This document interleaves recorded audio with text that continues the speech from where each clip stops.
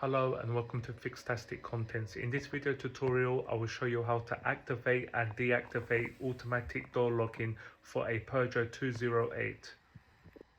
So guys, if you're driving and you don't want automatic door locking to be activated, or perhaps you do, then all you need to do is hold this button for 5 seconds. 1, 2, 3, 4, 4 to 5 seconds. Automatic door locking activated. So when you're driving, it will automatically lock the central lock-in.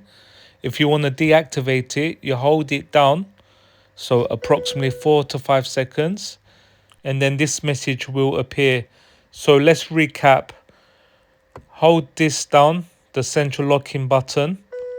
Automatic door locking activated. Please like and subscribe if you found this useful.